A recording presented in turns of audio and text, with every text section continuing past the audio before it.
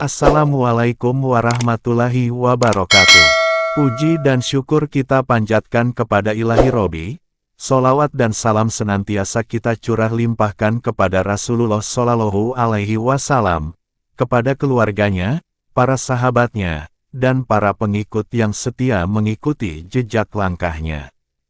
Hadirin rahimakumullah. Allah berfirman, sesungguhnya orang yang selalu membaca kitab Allah, dan mendirikan salat dan menafkahkan sebagian rezeki yang kami anugerahkan kepada mereka, dengan diam-diam dan terang-terangan, mereka itu mengharapkan perniagaan yang tidak merugi. Kisah Surah Al-Fatir, ayat 29.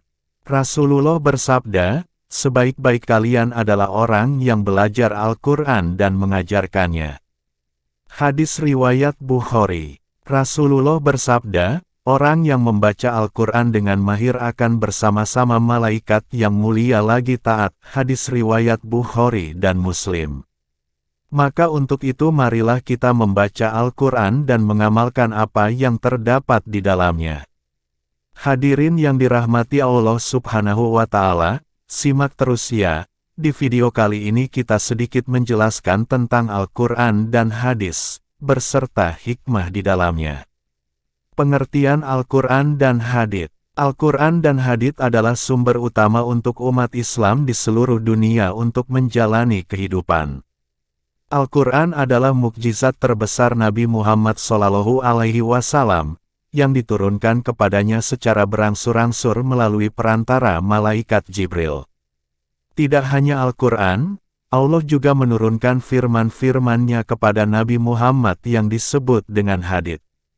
Namun, ada beberapa hal yang membedakan hadits dan juga Al-Quran. Al-Quran sendiri harus dipegang ketika kita dalam keadaan suci dari hadas kecil atau hadas besar, sedangkan hadits boleh dibaca walaupun kita tidak sedang dalam keadaan suci. Ayat-ayat Al-Quran adalah ayat yang harus dibaca ketika umat Islam melaksanakan sholat, sedangkan hadits tidak boleh dibaca ketika sholat. Begitulah beberapa perbedaan antara Al-Quran dan Hadits. Untuk mengetahui Al-Quran dan Hadits lebih dalam, simak terus videonya ya. Al-Quran merupakan istilah dari bahasa Arab yang memiliki arti bacaan. Al-Quran diturunkan oleh Allah melalui malaikat Jibril. Al-Quran diturunkan secara berangsur-angsur di kota besar Mekah dan Madinah, sejak tahun 610 Masehi sampai kematian Nabi Muhammad tiba yaitu pada tahun 632 Masehi. Istilah Al-Quran berasal dari kata kerja qoro'a yang artinya membaca. Istilah Al-Quran juga tertulis di dalam Al-Quran itu sendiri, bahkan istilah Al-Quran muncul sebanyak 70 kali, salah satunya tercantum dalam surat At-Taubah ayat 111 yang artinya, sesungguhnya Allah membeli dari orang-orang mukmin, baik diri maupun harta mereka dengan memberikan surga untuk mereka. Mereka berperang di jalan Allah, sehingga mereka membunuh atau terbunuh, sebagai janji yang benar dari Allah di dalam Taurat, Injil, dan Al-Quran. Dan siapakah yang lebih menepati janjinya selain Allah? Maka bergembiralah dengan jual beli yang telah kamu lakukan itu, dan demikian itulah kemenangan yang agung. Isi atau tubuh dari Al-Quran disusun dalam bentuk bahasa Arab klasik, hal ini juga diyakini merupakan transkrip literal dari Allah Subhanahu wa Ta'ala yang kemurnian atau keasliannya sangat terjaga. Hal ini bahkan dijanjikan dalam Al-Quran itu sendiri pada surat Al-Buruj ayat 21-22 yang artinya, bahkan, yang didustakan itu, ialah Al-Quran yang mulia, yang tersimpan, dalam tempat, yang terjaga, Lauh Mahfuz. Tentunya, kata Al-Quran yang muncul ini dalam bentuk yang berbeda dengan berbagai arti. Banyak ahli yang mengatakan bahwa istilah Al-Quran merupakan padanan dalam bahasa Syria yang artinya adalah, membaca kitab suci atau pelajaran. Terlepas dari itu, kata Al-Quran menjadi istilah dalam bahasa Arab. Dalam ayat lain, istilah Al-Quran merujuk pada satu hal, yang dibacakan oleh Nabi Muhammad. Konteks ini terlihat dalam surat Al-A'raf ayat 203-204 yang artinya, "Dan apabila engkau, Muhammad, tidak membacakan suatu ayat kepada mereka, mereka berkata, mengapa tidak engkau buat sendiri ayat itu?" Katakanlah, Muhammad, sesungguhnya aku hanya mengikuti apa yang diwahyukan Tuhanku kepadaku. Al-Quran ini adalah bukti-bukti yang nyata dari Tuhanmu, petunjuk dan rahmat bagi orang-orang yang beriman. Dan apabila dibacakan Al-Quran, maka dengarkanlah dan diamlah, agar kamu mendapat rahmat. Al-Quran menggambarkan dirinya sendiri sebagai pembeda atau Al-Furqan, kitab utama atau umul kitab, penuntun atau huda, kebijaksanaan atau hikmah, pengingat atau zikir, dan sesuatu yang diturunkan dari tempat yang lebih tinggi ke tempat yang rendah atau tanzil. Isi dari Al-Quran. Al-Quran memiliki isi yang lebih pendek dibandingkan dengan Perjanjian Baru atau juga Kitab Ibrani. Al-Quran dibagi menjadi 114 surat, atau bisa disebut dengan bab. Dalam bab atau surat itu, memiliki ayat atau butir-butir yang berbeda-beda. Surat di dalam Al-Quran yang pertama adalah Al-Fatihah, namun bukan berarti Al-Fatihah adalah surat yang diturunkan pertama kali oleh Allah Subhanahu wa Ta'ala. Surat yang paling panjang adalah surat kedua atau surat Al-Baqarah, dan surat yang paling terpendek adalah surat Al-Kautsar. Nama-nama surat di dalam Al-Quran diberikan dengan istilah yang paling banyak muncul di dalam surat tersebut. Namun, hal ini tidak berlaku dalam semua surat di Al-Quran. Surat dibagi lagi menjadi ayat-ayat yang secara literalnya memiliki arti, tanda. Ayat di dalam Al-Quran terdiri dari 6.236 ayat.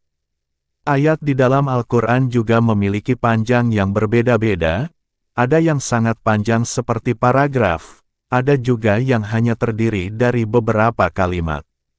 Di dalam ayat-ayat Al-Quran, umumnya menyebut dirinya sebagai ucapan ilahi yang menggunakan kata ganti orang pertama tunggal dan jamak, yaitu saya dan kami.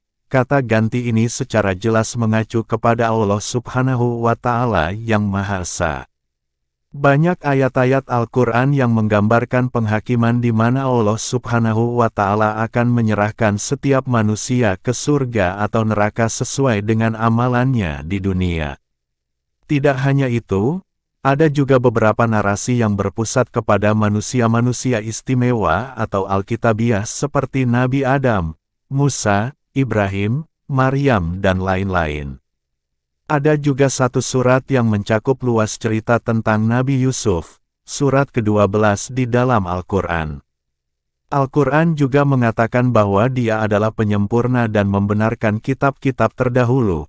Hal ini tercantum dalam surat Al-Baqarah ayat 97 yang artinya, "Katakanlah, Muhammad, barang siapa menjadi musuh Jibril, maka ketahuilah bahwa dialah yang telah menurunkan Al-Quran ke dalam hatimu dengan izin Allah, membenarkan apa kitab-kitab yang terdahulu, dan menjadi petunjuk serta berita gembira bagi orang-orang beriman."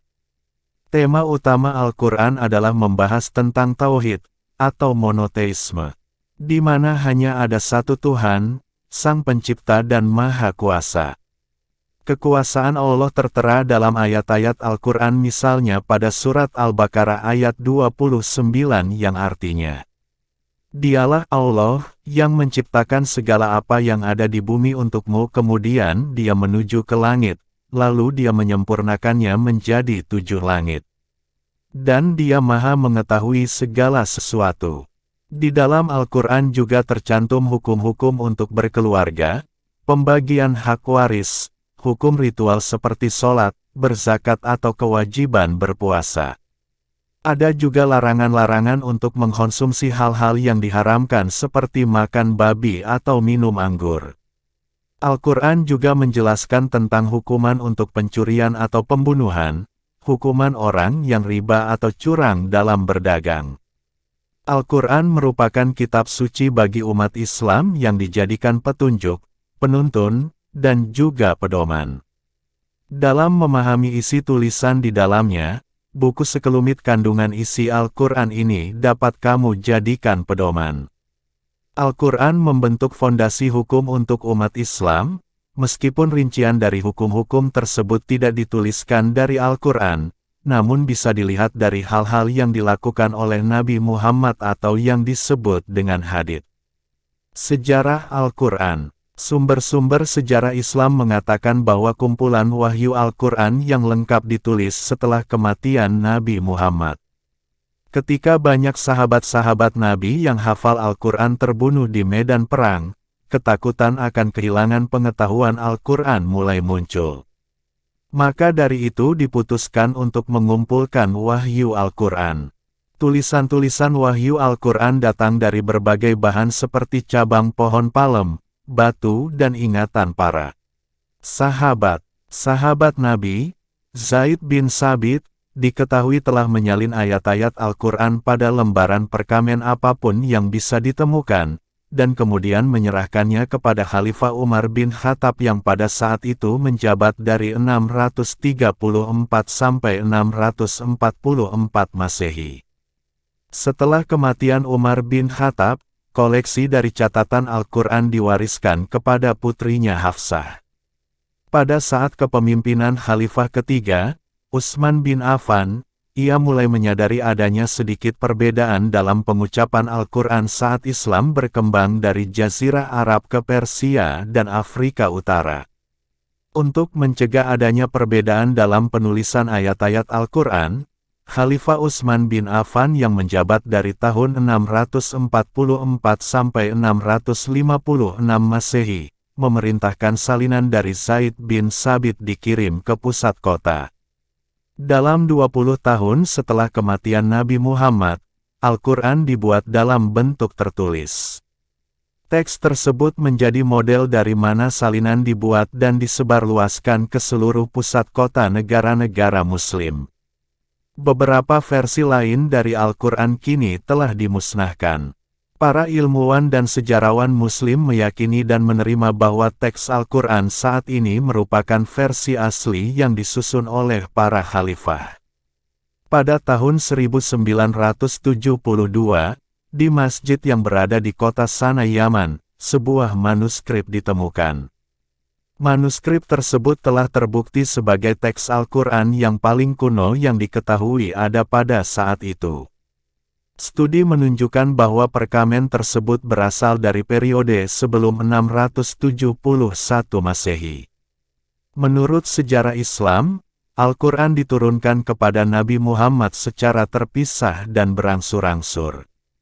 Seringkali ayat-ayat yang diturunkan merupakan kelompok ayat yang terpisah. Sumber-sumber Islam menyimpan sejumlah besar laporan tentang kejadian di mana suatu surat atau bagian dari sebuah surat diturunkan. Dengan demikian, para penafsir Al-Quran pramodern membayangkan wahyu Al-Quran terkait erat dengan peristiwa-peristiwa tertentu dalam kehidupan Nabi Muhammad. Segala hal yang perlu kita ketahui tentang Al-Quran, yang disusun oleh Lingkar Kalam. Buku ini disusun dengan bahasa yang mudah dimengerti dan juga tersemat gambar-gambar sebagai penunjang pembahasan buku tersebut. Sebagai kitab suci yang sempurna bagi umat Islam dan menjadi sebuah pedoman para umatnya dalam menjalankan kehidupan. Terdapat proses yang menjadi sejarah dari Al-Quran yang secara ringkas dapat kamu pelajari pada buku Sejarah Ringkas Al-Quran Kandungan dan Keutamaannya. Pengertian hadits. Istilah hadits berasal dari bahasa Arab yang memiliki arti berita atau cerita, atau wacana. Hadits adalah catatan tradisi atau ucapan-ucapan Nabi Muhammad. Umat Muslim meyakini bahwa hadits merupakan kata-kata, dan juga perbuatan serta persetujuan yang dilakukan oleh Nabi Muhammad. Ketika hadis-hadis ini terkumpul, maka muncul gambaran yang lebih besar atau disebut dengan sunnah.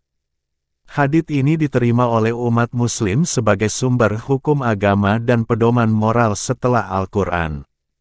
Hadits atau sunnah ini bisa didefinisikan sebagai biografi Nabi Muhammad yang diabadikan oleh ingatan para sahabat-sahabatnya. Perkembangan hadits adalah elemen paling penting selama 3 abad pertama dalam sejarah Islam. Hadits juga disebut sebagai tulang punggung dalam peradaban Islam dan di dalam agama Islam, otoritas hadits sebagai sumber hukum agama dan pedoman hidup menempati urutan kedua setelah kitab suci Al-Quran.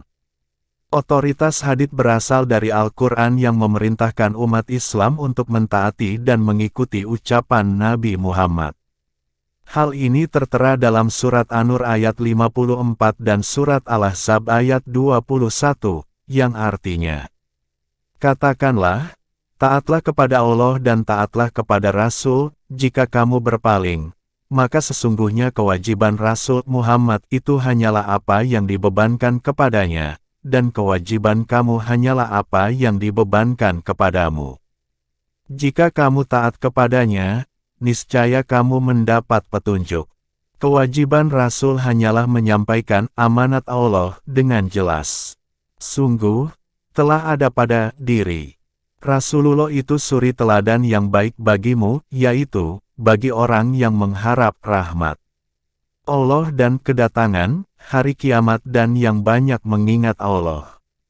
Meskipun jumlah ayat yang berkaitan dengan hukum dalam Al-Quran tidak terlalu banyak, hadits memberikan arahan tentang segala hal mulai dari rincian kewajiban ritual seperti mandi, wudhu, dan tata cara sholat, sampai bentuk salam yang benar hingga pentingnya berbuat baik kepada para budak.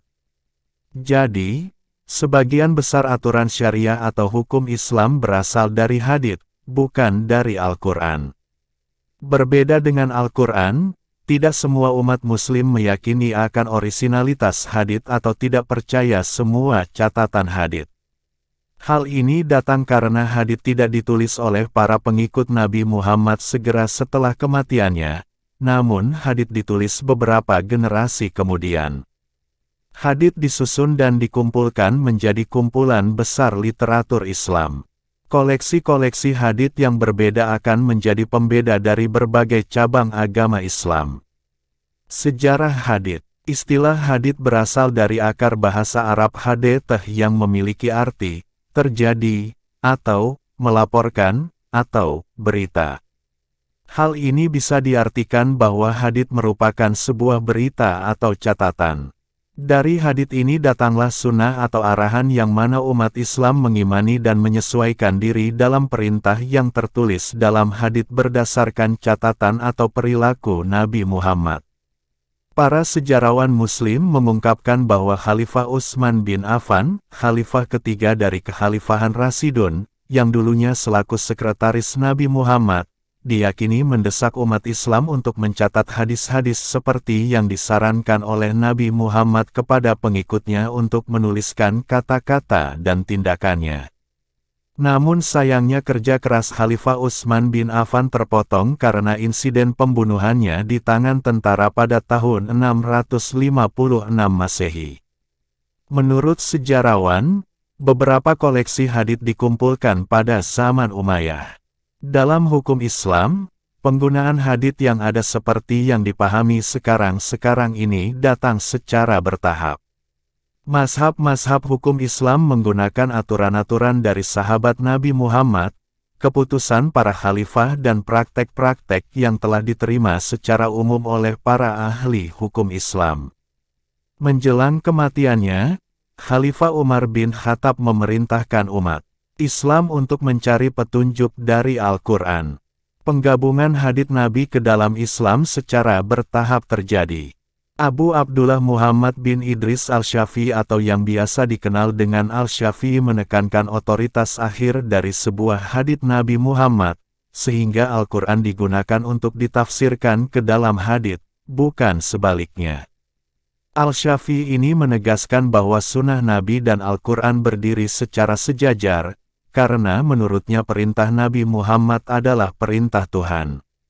Untuk melihat kumpulan hadis-hadis sahih bisa dilihat dalam buku hadits Sahih Bukhari dan Muslim yang disusun oleh ulama Muhammad Fuad Abdul Baqi. 7 perbedaan Al-Quran dan hadis, wajib dipahami setiap Muslim.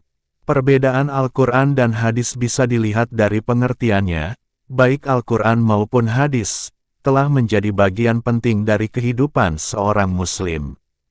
Karena memang, Al-Quran dan hadis sudah menjadi pedoman bagi umat Islam dalam menjalani kehidupan dunia dan akhirat. Al-Quran dan hadis sering dikaitkan.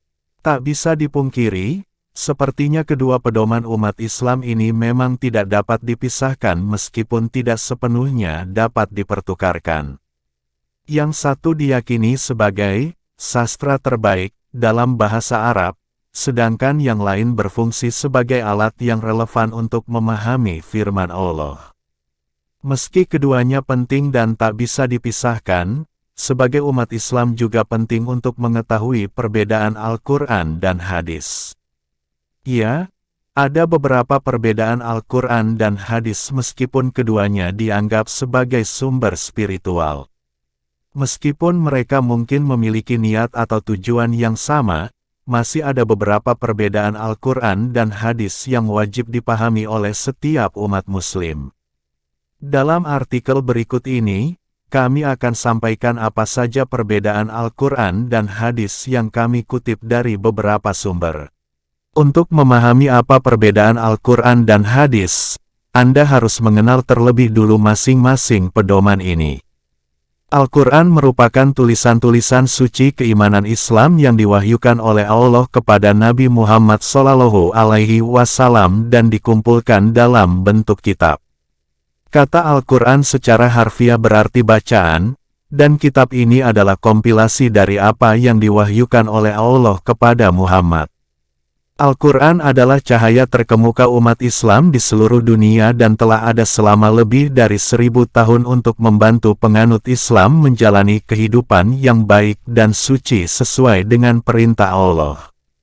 Kepatuhan terhadap perintah-perintah ini dalam kehidupan seseorang akan menuntun mereka pada keselamatan.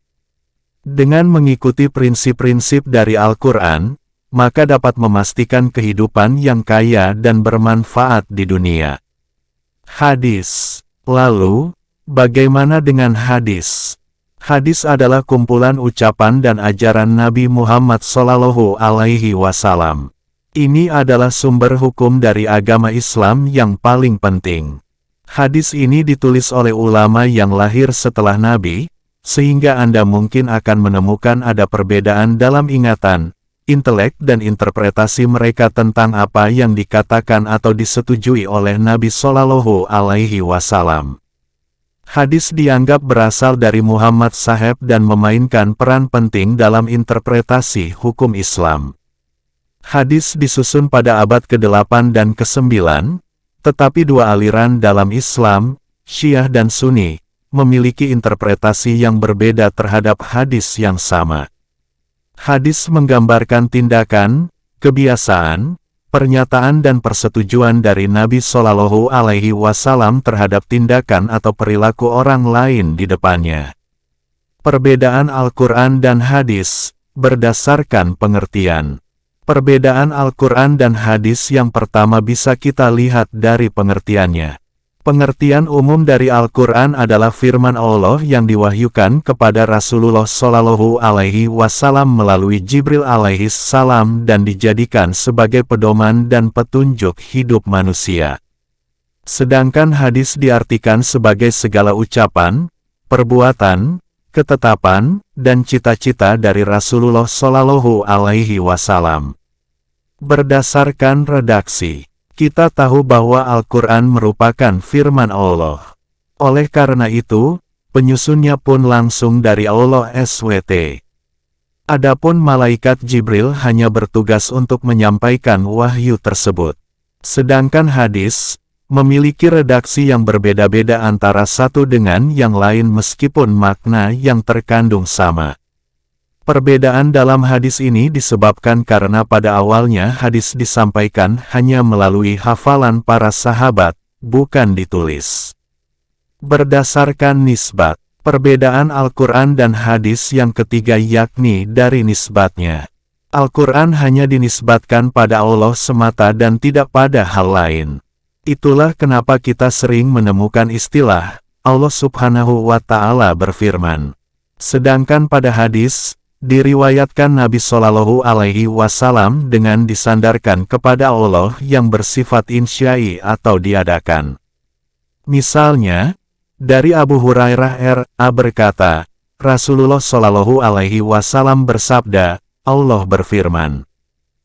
Berdasarkan kemukjizatan, perbedaan berikutnya, yang sudah banyak diketahui, adalah bahwa Al-Quran merupakan mukjizat, baik lafal maupun maknanya. Sedangkan hadis sendiri bukan termasuk mukjizat. Berdasarkan nilai bacaan, Al-Quran sebagai kitab umat muslim, wajib dibaca ketika kita melaksanakan ibadah sholat wajib maupun sholat sunnah. Selain itu, Al-Quran juga wajib dibaca meski di luar sholat sebagai ibadah. Adapun hadis, membacanya bukanlah suatu ibadah dan dilarang untuk dibaca ketika sholat. Berdasarkan kepastian isi dari Al-Quran bersifat mutlak karena dinukil secara mutawatir. Sedangkan hadis, kepastian isinya tidaklah mutlak karena perawi pada tiap tingkatan sanadnya. Itulah alasan kenapa kita sering mendengar hadis yang sifatnya sahih, hasan, atau doif. Berdasarkan fungsi, sebagai sumber hukum Islam, fungsi Al-Quran dalam kehidupan bagi umat manusia diantaranya adalah 1. Sebagai pedoman dan petunjuk manusia. 3. Sebagai pembenar dan penyempurna kitab-kitab terdahulu.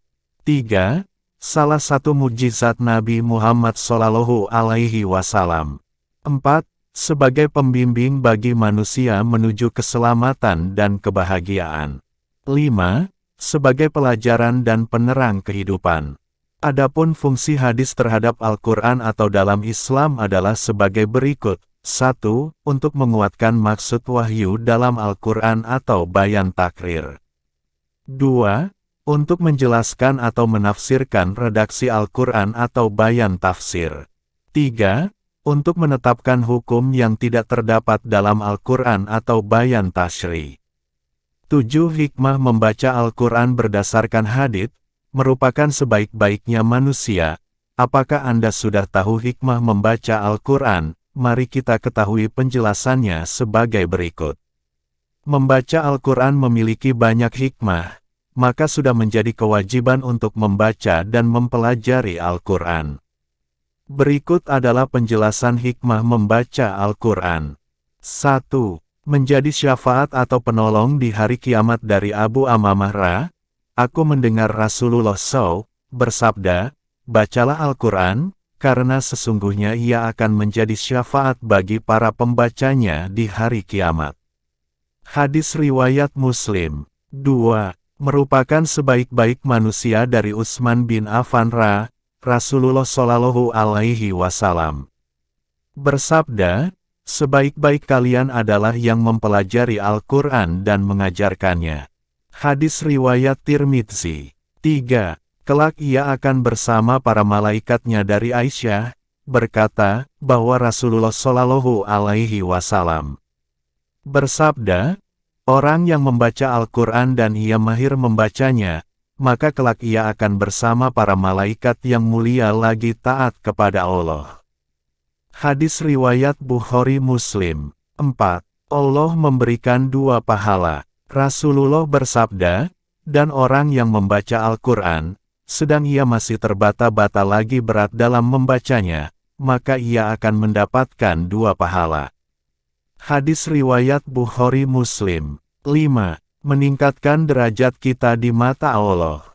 Dari Umar bin Khattab, Rasulullah Shallallahu Alaihi Wasallam bersabda, sesungguhnya Allah Subhanahu wa Ta'ala akan mengangkat derajat suatu kaum dengan kitab ini, Al-Quran, dengannya pula Allah akan merendahkan kaum yang lain. Hadis riwayat Muslim. 6. Allah akan menurunkan ketenangan, rahmat dan memuji suatu kaum yang melantunkan ayat-ayat Al-Quran, serta malaikat akan melingkarinya. Dari Abu Hurairah, ia berkata, Rasulullah Shallallahu Alaihi Wasallam bersabda, tidaklah suatu kaum berkumpul dalam salah satu rumah dari rumah-rumah Allah, masjid untuk membaca Al-Quran dan mempelajarinya, kecuali akan diturunkan kepada mereka ketenangan, dan mereka dilingkupi rahmat Allah. Para malaikat akan mengelilingi mereka dan Allah akan menyebut-nyebut mereka di hadapan makhluknya yang berada di dekatnya, para malaikat. Hadis riwayat Muslim. 7. Amal yang paling dicintai Allah. Dalam hadis riwayat Imam Tirmidzi dijelaskan, dari Ibnu Abbas radhiyallahu anhu, beliau mengatakan ada seseorang yang bertanya kepada Rasulullah Shallallahu Alaihi Wasallam, "Wahai Rasulullah, amalan apakah yang paling dicintai Allah?" Beliau menjawab, "Al-hal wal murtahal." Orang ini bertanya lagi, "Apa itu al-hal wal murtahal, wahai Rasulullah?" Beliau menjawab, yaitu yang membaca Al-Quran dari awal hingga akhir. Setiap kali selesai ia mengulanginya lagi dari awal. Hadis riwayat Tirmidzi. 13 macam-macam hadis dan penjelasannya, dalam agama Islam yang perlu diketahui umat muslim. Macam-macam hadits dalam ajaran Islam adalah sumber hukum kedua dan pedoman bagi muslim setelah Al-Quran. Ada beberapa macam hadits yang perlu diketahui muslim, yakni hadits sahih, hadits hasan, dan hadits dhaif. Menurut istilah ulama ahli, hadits yaitu apa yang diriwayatkan dari Nabi, baik berupa perkataan, perbuatan, ketetapannya, sifat jasmani atau sifat akhlak, perjalanan setelah diangkat sebagai Nabi dan terkadang juga sebelumnya, sehingga arti hadis semakna dengan sunnah. Macam-macam hadits dapat diklasifikasikan berdasarkan beberapa kriteria yakni bermulanya ujung sanad, keutuhan rantai sanad, jumlah penutur, rawi, serta tingkat keaslian hadis. Macam-macam hadis ini memiliki tingkat tersendiri sesuai klasifikasinya. Dengan mengetahui macam-macam hadis juga bisa menjadi cara untuk mendekatkan diri pada Allah dan Rasulullah. Berdasarkan tingkat keaslian hadis, poin ini merupakan klasifikasi yang paling penting dan menjadi kesimpulan terhadap tingkat penerimaan atau penolakan terhadap hadis tersebut. Macam-macam hadis dibagi menjadi 4 tingkat dalam kategori ini, di antaranya, 1. Hadits sahih. Macam-macam hadis adalah hadis sahih. Hadits sahih adalah tingkatan tertinggi penerimaan pada suatu hadits. Hadits sahih memenuhi persyaratan sebagai berikut, sanadnya bersambung. Sanad ialah rantai periwayat hadits. Diriwayatkan oleh para penutur atau rawi yang adil, memiliki sifat istiqomah, berakhlak baik, tidak fasik, terjaga muruah kehormatannya, dan kuat ingatannya. Rawi adalah masing-masing orang yang menyampaikan hadits tersebut, contoh, Bukhari, Musaddad, Yahya, Syu'bah, Qatadah dan Anas. Pada saat menerima hadits, masing-masing rawi telah cukup umur, balik, dan beragama Islam. Matanya tidak bertentangan serta tidak ada sebab tersembunyi atau tidak nyata yang mencacatkan hadis. 2. Hadis hasan. Macam-macam hadis yang lainnya adalah hadis hasan. Jika hadis yang tersebut sanadnya bersambung, tetapi ada sedikit kelemahan pada rawi-rawinya. Misalnya diriwayatkan oleh rawi yang adil namun tidak sempurna ingatannya. Namun matanya tidak syadz atau cacat. 3. Hadis dhaif. Macam-macam hadis yang lainnya adalah hadis dhaif.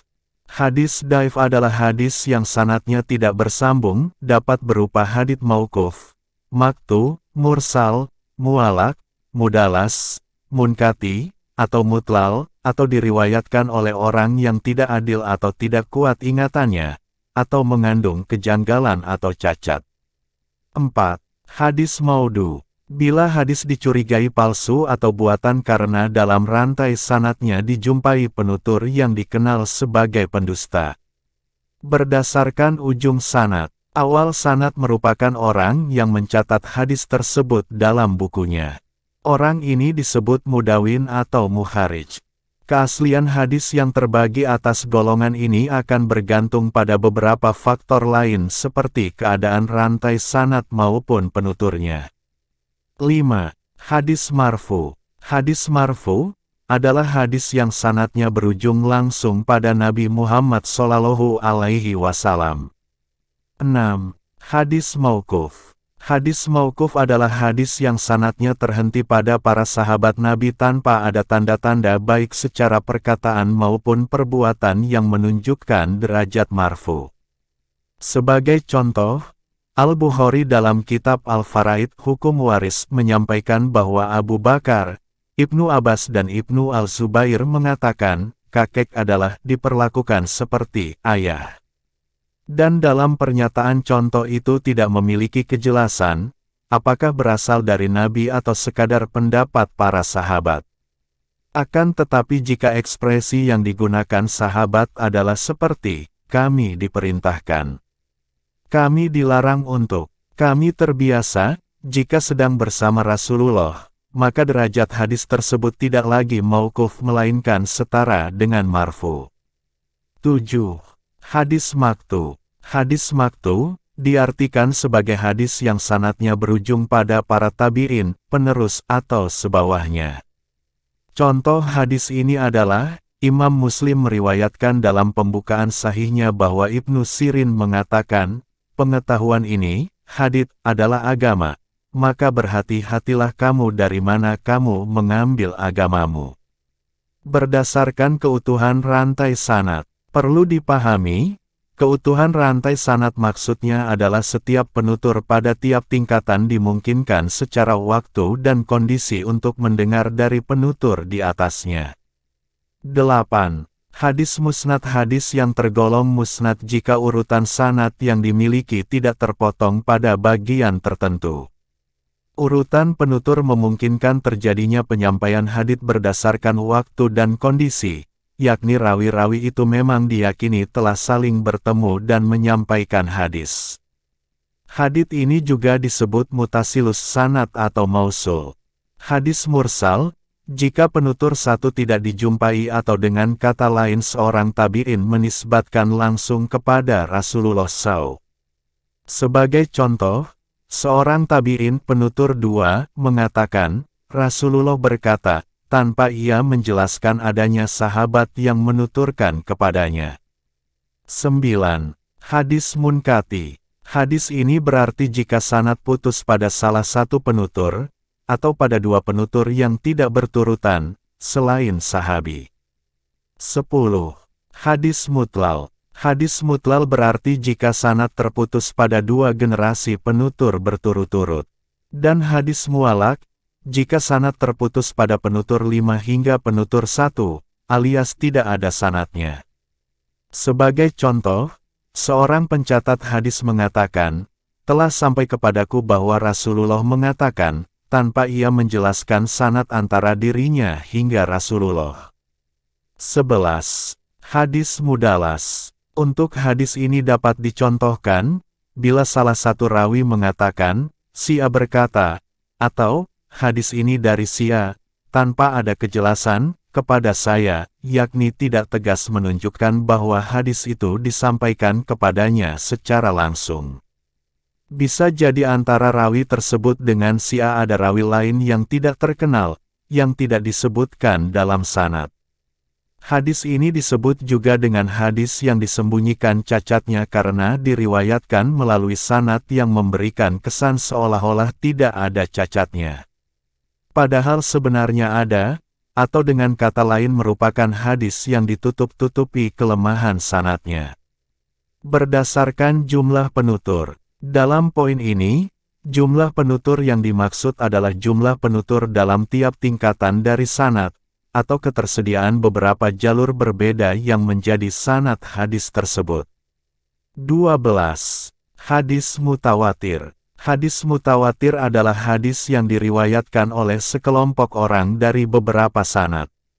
Dan juga tidak terdapat kemungkinan bahwa mereka semua sepakat untuk berdusta mengenai hal tersebut.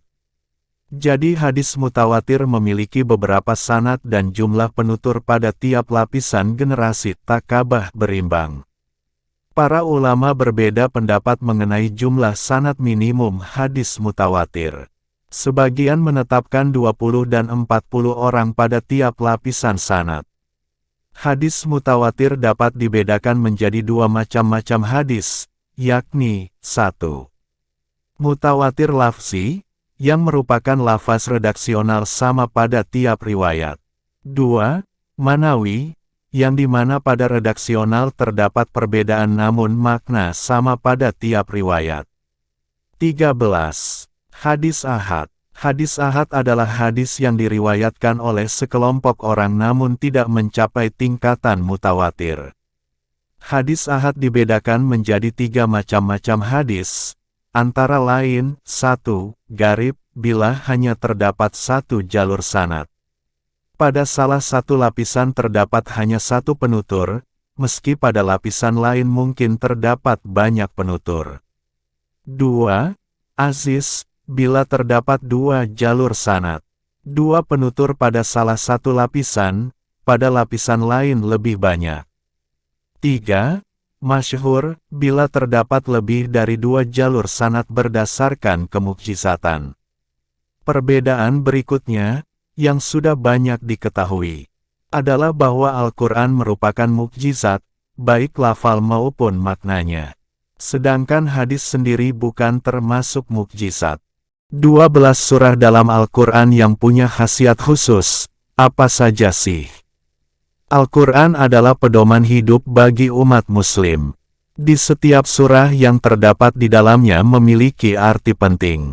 Berikut beberapa surah dalam Al-Quran yang memiliki arti dan khasiat khusus. Al-Waqiah, dimudahkan rejeki. Ar-Rahman, mendapat syafaat di hari kiamat. Al-Mulk, selamat dari siksa kubur, dibaca menjelang tidur.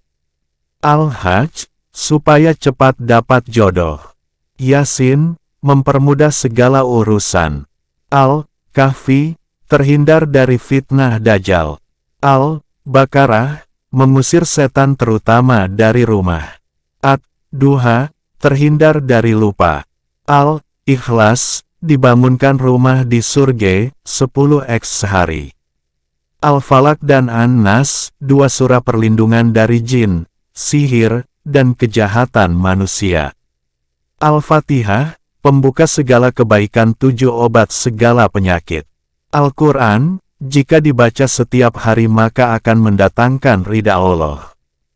Ketika Allah sudah ridha maka keinginan kita pasti terkabul, ketenangan hati juga didapat, kemudahan hidup yang didapat. Nah, itu dia beberapa surah dalam Al-Quran yang mempunyai arti dan khasiat khusus. Namun semua tetap harus istiqomah, ikhtiar, doa dan usaha agar keinginan kita dapat dikabulkan oleh Allah Subhanahu wa Ta'ala. Kesimpulan Al-Quran adalah sumber hukum Islam yang pertama yang berisi tentang segala sesuatu yang ada di dunia dan akhirat, sedangkan hadis adalah penjelasan dari Al-Quran atau sumber hukum yang kedua. Hadirin rahimakumullah. Demikianlah penjelasan tentang Al-Quran dan hadis, semoga bermanfaat dan menambah pengetahuan kita semua, dan mengamalkan ilmunya dalam kehidupan sehari-hari. Dukung terus channel ini dengan cara like, komen dan subscribe, semoga kedepannya bisa menjadi lebih baik lagi dan sukses. Wabillahi taufik wal hidayah. Wassalamualaikum warahmatullahi wabarakatuh.